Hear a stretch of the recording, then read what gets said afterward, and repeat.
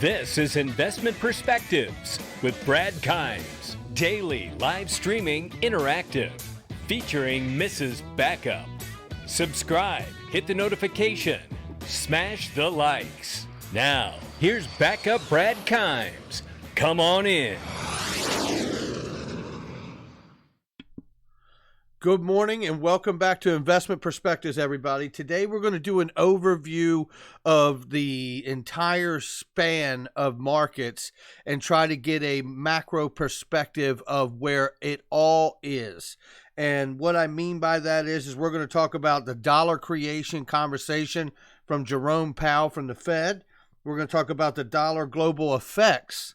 More importantly, we're going to talk about the UK and the potential for negative interest rates. And then we're going to talk about gold price. Yeah, gold price, where it's at right now in reflection to where it probably should be. Then we're going to talk about the idea of tokenization itself. And then we're going to cover some regulation issues and wrap this thing. Stay with us. It's not going to take long. We're going to move through this thing. All right, so thank you for coming back to Investment Perspectives. We start with Blockfolio this morning. The Federal Reserve Chairman, we print money digitally. Really? As a central bank, we have the ability to create money. Now, I have to tell you, I've always thought that the Treasury printed the money and the Fed expanded the balance sheet like a dance between the two. But he actually clarifies here that they can print the money and expand the balance sheet as long as they expand the balance sheet. Let's listen to this quick little clip from him. It is pretty powerful. Here is Jerome Powell laying it down here. And just look at the body language while this is happening. Simply flooded the system with money. Yes, we did. That's another way to think about it. We did. Where does it come from? Do you just print it? We print it digitally. So we as a central bank, we have the ability to create money digitally. And we do that by buying treasury bills or bonds or other government guaranteed securities. And that actually increases the money supply. We also print actual currency, and we distribute that through the Federal Reserve banks. Simply flooded the system with money. Yes, we did. That's another way to think about it. We did. Where does it come from? Do you just print it? We print it digitally. That's remarkable to me. So honestly, this conversation that we hear about the digital dollar project, the conversation that we hear about how the U.S. is far behind and lagging, again, I've made no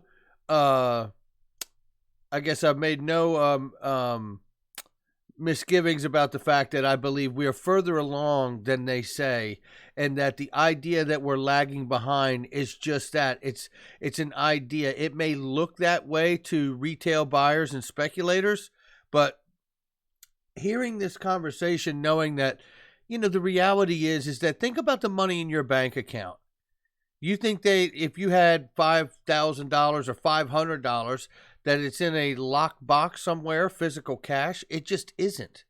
It's maintained and tracked electronically. What is missing is an official definition of digital money that we have seen ideas floated through different bills on the floor of Congress introduced and things of that nature. But it comes back to what Cryptopoulos said on this show. You can't legislate what you can't define.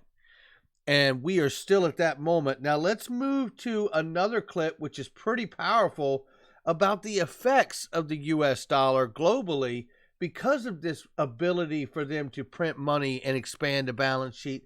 Let's just take a look here at this quick comment from Real Vision it is. And let me play this video. And when we look abroad, here we go. We have many different layers of debt within many economies, China being a big example of the European banking system or Korean corporates.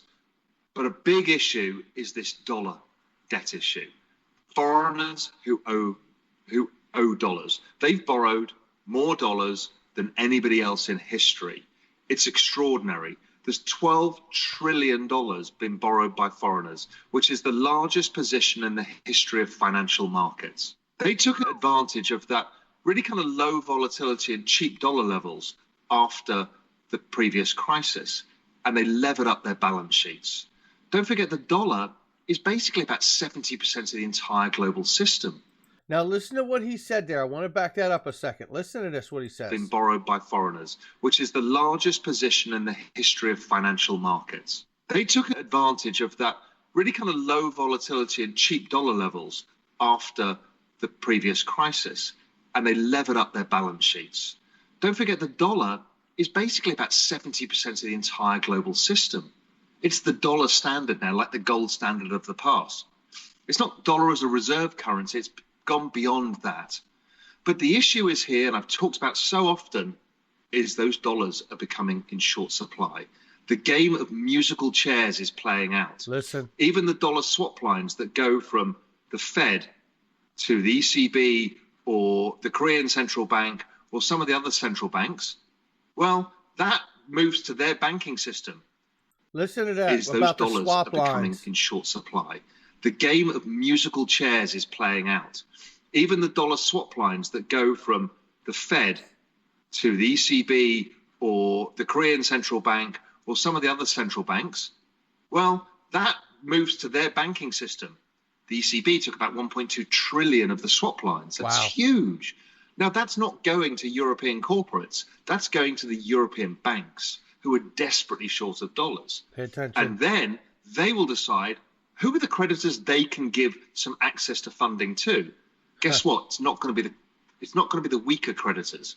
So on a global level, you can see this playing out. This musical chairs where the weaker creditors don't get to sit down on the chair and everybody else does. And one by one, the chairs get taken away and the dollar goes higher and higher and higher. I mean, absolutely nailed it. I mean, just nailed it here.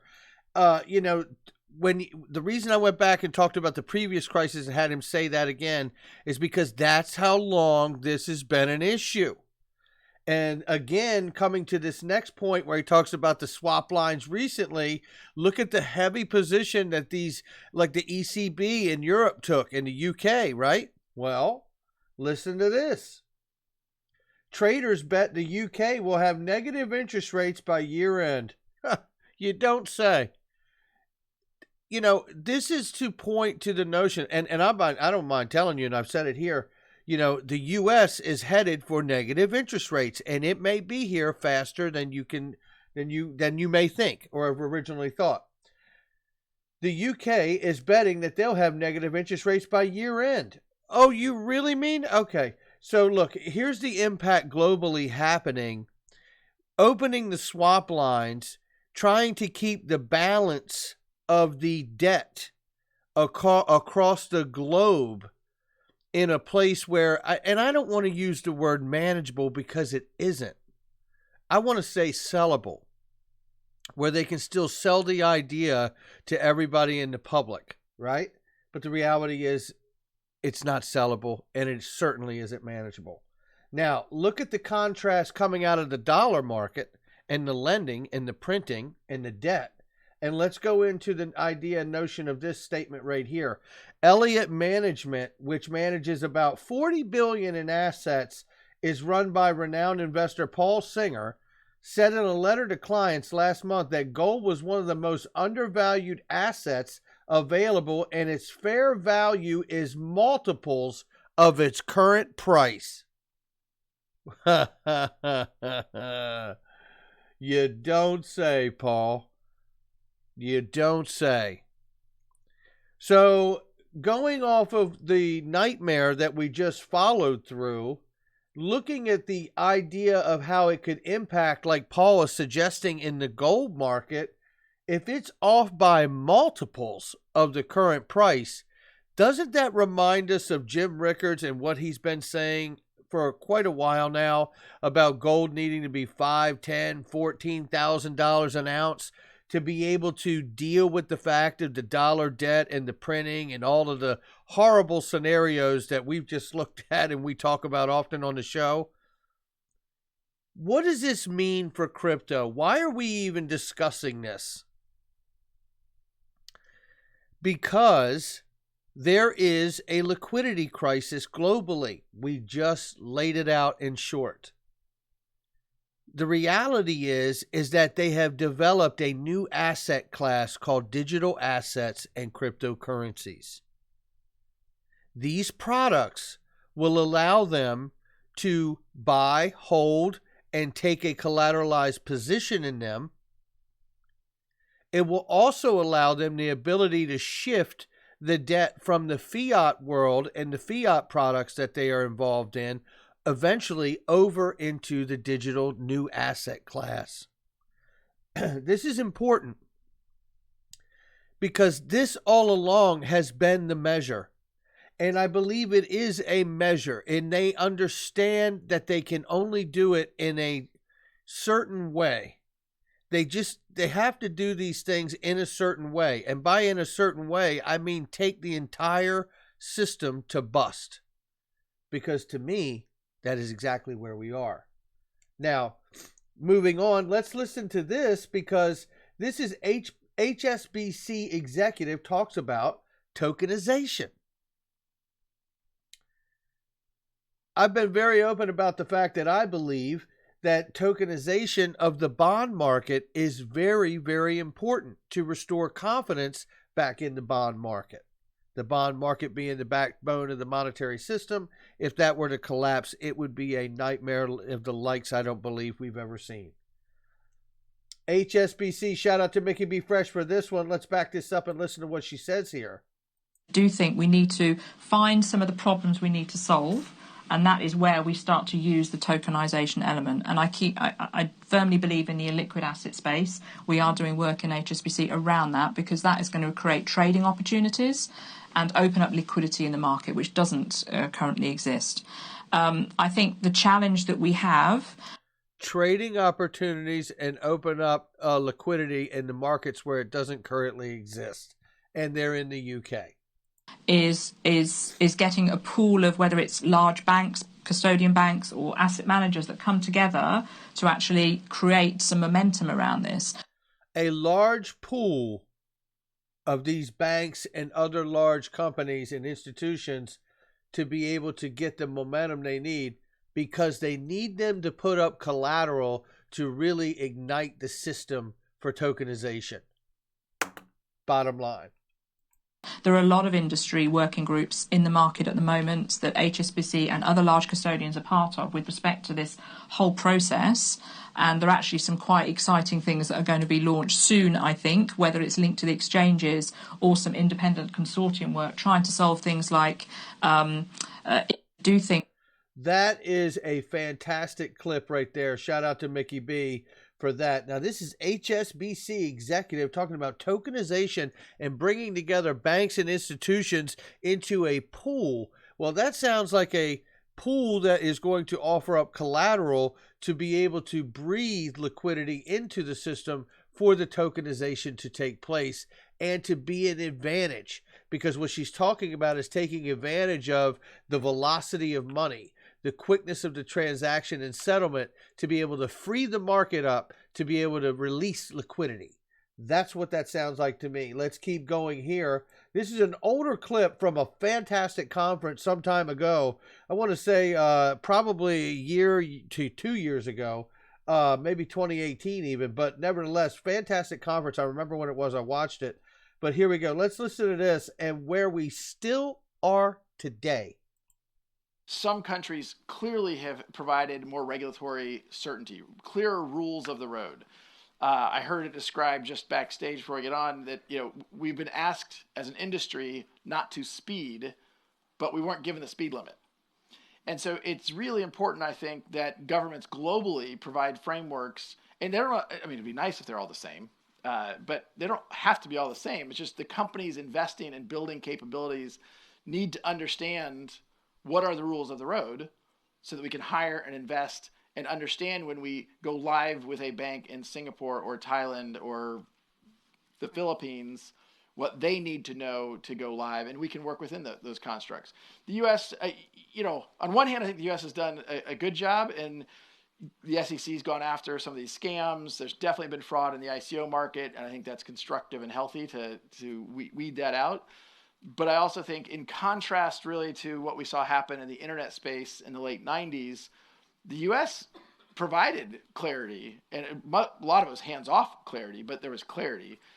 And that's exactly right. And I want to stop right there because that brings me to Brian Brooks, formerly of Coinbase, now the head of the OCC, which is a regulatory body attached to the Treasury, Brian Brooks, has the same vision that he just mentioned about how to govern the digital asset space. And his vision is absolutely in line with the way the early days of the internet were brought around in the regulatory framework. And he has said recently at the consensus that he wants to see a national regulatory compliance level so we don't have these state-to-state issues. This already shows you that a blanket consistency in how to move forward from a national level. Now that is really exciting right there. And he's gone as far as to say when he joined the OCC and took that job that he wanted to specifically, and he specifically highlighted, approach the digital asset space and digital asset class in the same manner as the early days of the internet, where you provide a framework for the innovators and the startups and the companies to be able to work within, but not to provide so much regulation or bylaws or guidelines that it would inhibit the growth of that innovation.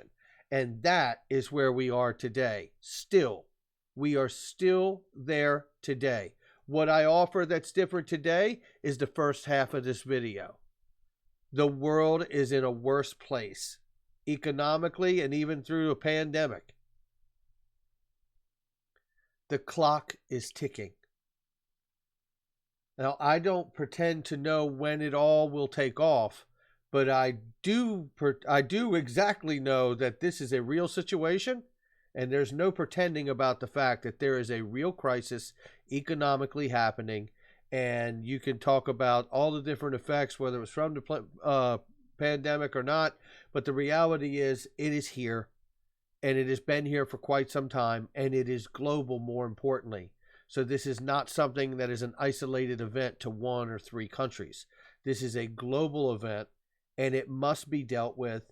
And the situation is getting worse when you see the potential for the UK and the US to slip into negative interest rates. Something must be done to reverse the measures that in the course that we're on.